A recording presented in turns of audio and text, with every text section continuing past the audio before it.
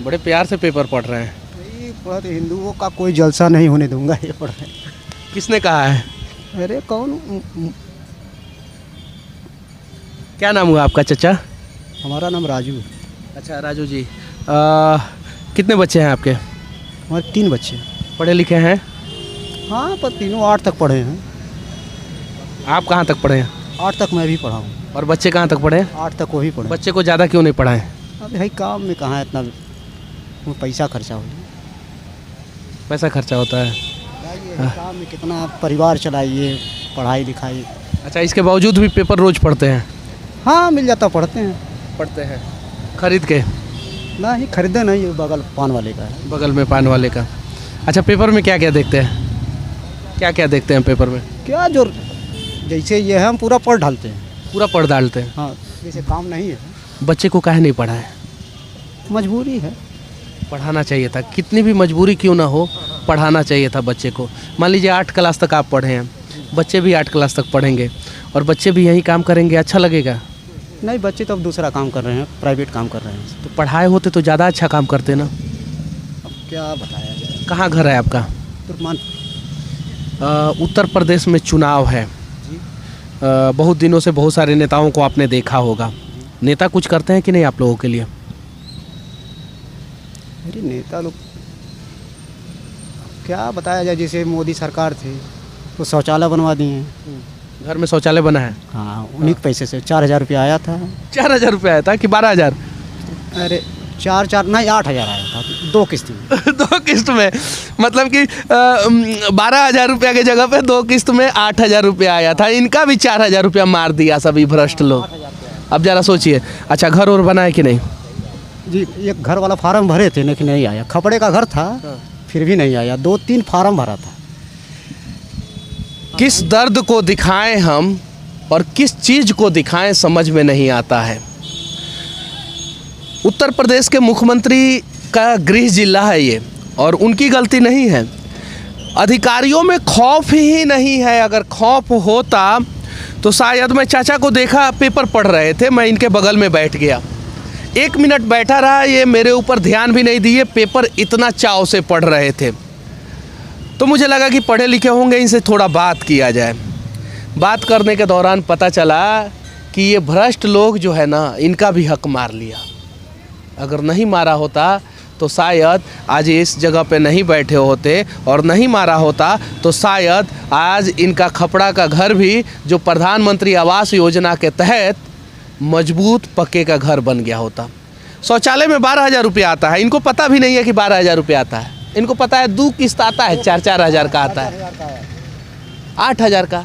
इनका भी 4,000 रुपया मार लिया सब, यानी 33.333% कमीशन जो है देना पड़ता है, चाहे आप मुख्यमंत्री के गृह जिला में हो, या चाहे प्रधानमंत्री के गृह जिला में हो, या चाहे कहीं भी हो।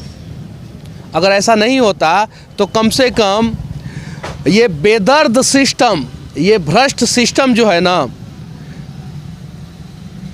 गर्मी, जाड़ा, बरसात में आसमान के नीचे बैठकर रोजी रोटी चलाने वाला, परिवार चलाने वाले का हक नहीं मारता। सही बोल रहा हूँ ना चाचा? सही बोल रहे हैं, सही बोल रहे हैं। तीनों बच्चे कहाँ रहते हैं? सब यही समारोह में काम करते हैं, घंटाघर में। घंटाघर में काम करते हैं। अच्छा, अभी योगी जी यहाँ के हैं और मुख्यमंत्री हैं उत्तर प्रदेश के, उनके काम से आप कितना संतुष्ट हैं? अरे क्या संतुष्ट है, जब मकान का पैसा नहीं मिला, 3 मरतबा ऑनलाइन किए, कोई सुनवाई नहीं। बहुत आसान है, डिजिटल इंडिया बोल देना, ऑनलाइन बोल देना, ऑफलाइन बोल देना। एक अनपढ़ आदमी, बिना पढ़ा लिखा आदमी जो है, वो 3 बार ऑनलाइन किया है, 3 बार, उसके बावजूद भी इसको मकान नहीं मिला है। कौन सा गांव आपका घर है? तुर्कमानपुर। तुर्कमानपुर? जी हाँ। गोरखपुर में ही है? जी हाँ। कौन सा वार्ड नंबर कितना है? 50। वार्ड कमिश्नर का क्या नाम है? वो अनस चौधरी, वो जो सभासद होते हैं। हाँ। अनस चौधरी है। अनस चौधरी। अनस चौधरी जी से मिले थे आप? उनसे भी ऑनलाइन कराए थे। उनसे भी कराए थे, फिर भी आपका घर नहीं मिला? नहीं। मिलना चाहिए, और कम से कम ऐसे ऐसे लोगों का हक ना ही मारा जाए तो ज़्यादा अच्छा है, और ऐसे ऐसे लोगों का 33.33% कमीशन ना ही काटा जाए तो ज़्यादा अच्छा है। और अभी मैं योगी आदित्यनाथ जी का जो कर्म भूमि है, जहाँ से वो सांसद बने, जहाँ से वो मुख्यमंत्री बने, उस कर्म भूमि के व्यवहार न्यायालय के सामने हूँ, और इसमें सभी जज बैठते हैं और यहाँ से जजमेंट होता है, न्याय होता है। देखिए न्याय, और इस न्यायालय के गेट के सामने एक व्यक्ति बैठा हुआ है। इसे किसी से भी शिकवा गिला नहीं है, इसने अपने मन से शिकायत नहीं किया है, बस हम इनके बगल में बैठ के जो है बात करने का प्रयास किए हैं। लंबा लंबा चुनावी घोषणा होता है, समाजवादी पार्टी भी करता है, बहुजन समाजवादी पार्टी भी करता है, बीजेपी भी करता है। अगर उस चुनावी घोषणा पत्र में सिर्फ और सिर्फ एक बात लिखा जाए, सिर्फ एक बात, और उस बात का ईमानदारी पूर्वक पालन किया जाए तो घोषणा पत्र जारी करने की जरूरत नहीं है। सिर्फ एक चीज़ लिख दीजिए कि हम जीतने के बाद पूरी ईमानदारी पूर्वक काम करेंगे, और आप ईमानदारी पूर्वक काम कर दीजिए, कोई घोषणा पत्र जारी करने की जरूरत नहीं है और कुछ करने की जरूरत नहीं है।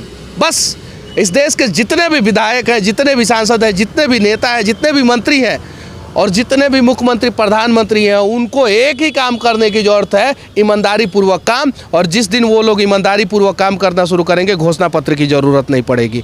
सही बोल रहा हूँ ना चाचा? हाँ जी हाँ सही। और ये तो एक आदमी मिल गए हमें, एक आदमी के बारे में दिखा दिया हमने। ऐसे लाखों नहीं करोड़ों लोग हैं इस देश में जिन्हें पता ही नहीं है उनका हक क्या है, उनका अधिकार क्या है। उन्हें पता ही नहीं उनका हक और अधिकार कौन मार रहा है। हर दिन अनेकों जज जाते होंगे, किसी दिन नाराज हो जाएंगे इनसे तो बोलेंगे यहाँ से हटो, इन्हें हटना पड़ेगा। छोटा सा एक दुकान है, आसमान के नीचे चलाते हैं, यहाँ से हट के कहीं और जाएंगे, रोजी रोटी चलाने का प्रयास करेंगे। लेकिन कम से कम जो ईमानदारी से देश का भरण पोषण कर रहा है, हम भरण पोषण ही कहेंगे, कम से कम जो ईमानदारी से देश में काम कर रहा है, मेहनत मजदूरी कर रहा है, उसका तो हक ना ही मारा जाए तो ज़्यादा अच्छा है। फिर से मैं एक बार पूछना चाहता हूँ चाचा, क्या नाम हुआ आपका? राजू। गोरखपुर में कौन से वार्ड के आप निवासी हैं? 50 नंबर तुर्कमानपुर हरिजन बस्ती। तुर्कमानपुर हरिजन बस्ती 50 नंबर वार्ड के ये निवासी हैं, और कम से कम इनका जो घर है इन्हें दे दिया जाए, और शौचालय में जो इनका 33% कमीशन काट लिया गया है वो कमीशन इन्हें वापस लौटा दिया जाए। बाकी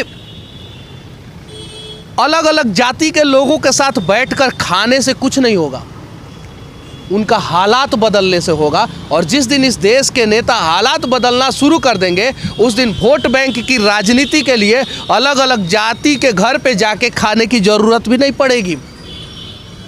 तो दिखावे की राजनीति छोड़ दिया जाए, और हो सके तो विकास की राजनीति किया जाए, भ्रष्टाचार मुक्त समाज की राजनीति किया जाए, और दबे कुचले लोगों को इंसाफ दिलाया जाए। बाकी हमारा ये प्रयास कैसा लगा आप लोग कमेंट करके ज़रूर बताना, और हो सके तो सोशल मीडिया का सही इस्तेमाल करते हुए सही चीज़ों को दिखाना, ताकि समाज के कुछ लोगों का भला हो सके, समाज के कुछ लोगों के लिए इंसाफ हो सके, और समाज भ्रष्टाचार मुक्त हो सके। जय हिंद।